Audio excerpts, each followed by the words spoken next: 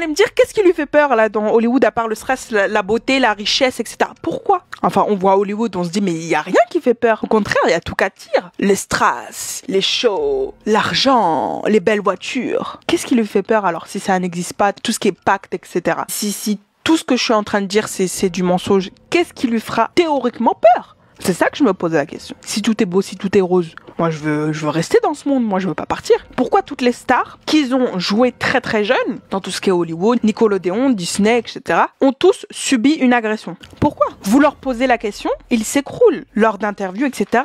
Drake Bell, Justin Bieber ont tous témoigné de leur façon, leur agression. I woke up to him. I just opened my eyes, I woke up and he was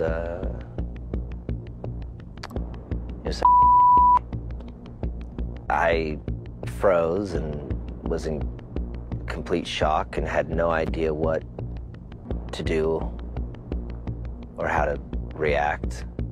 You know, he's so apologetic. Oh, this will never happen again. I'm so sorry. You know, that I don't know what got into me and I crossed the line and this will never happen again. I really don't know how to elaborate on that on camera, really. Why don't you think of the worst stuff that someone could do to somebody as a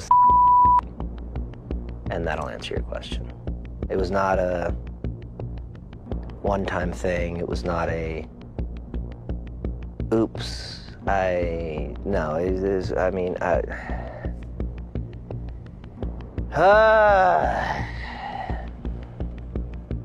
Justin Bieber avec le clip Yummy, que pour moi est horrible ce clip, même s'il a l'air très enfantin, etc. Il est horrible parce que quand on comprend le sens derrière, c'est qu'il dit clairement qu'il a été attouché et agressé. Et que tout ce clip et ces personnes-là agressent plusieurs personnes dans l'industrie. Ils les prennent jeunes pour les agresser. Et vous pouvez faire vos recherches. 90% des personnes qui ont travaillé dans l'industrie jeune ont été victimes d'agressions. Et c'est horrible à dire. Horrible.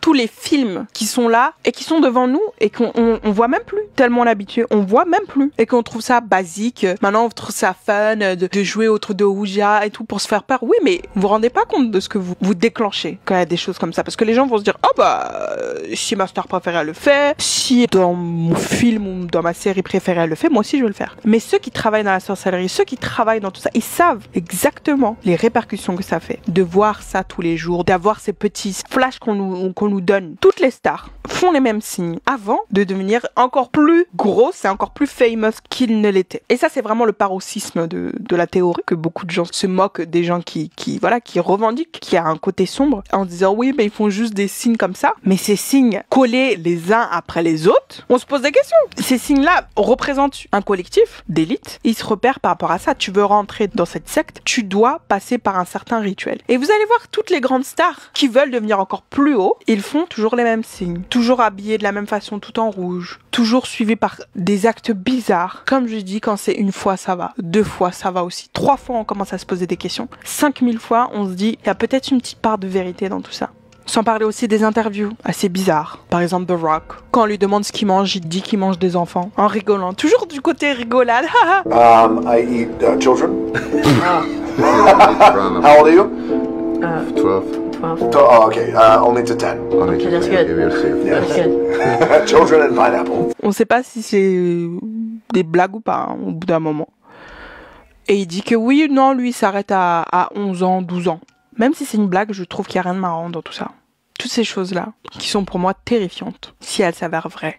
Il y a la célèbre actrice Anna Thaoué. On a retrouvé dans son appartement en 2013 des restes d'humains et des signes de cannibalisme, qui a été très très vite démenti par les médias, qui se sont accaparés de l'affaire aussi vite que possible en disant non, c'est faux. Mais les reports de police avaient des vraies évidences, des vraies photos. Après, on n'a pas pu tomber malheureusement sur le dossier parce qu'il a été direct censuré par les médias. Mais il y a un vrai rapport de police avec des photos, des dossiers, des accusations contre Anna Thaoué parce qu'on a retrouvé dans son appartement, voilà, des traces de cannibalisme et des restes d'humains. De toute façon, tous ceux qui ont travaillé à Hollywood vous diront la même chose. Derrière les rideaux, c'est tellement sombre que si les gens comme nous, les gens lambda, les citoyens connaissaient la vérité, au grand jamais ils s'approcheraient de ces stars. Au grand jamais ils regarderaient, même ils écouteraient les musiques, les films. Parce que c'est un monde terrifiant pour eux. Il y a plein de gens qui se sont complètement exilés de Los Angeles, de Hollywood, de tout, des stars, des paillettes, quand elles ont été face à ce côté sombre-là.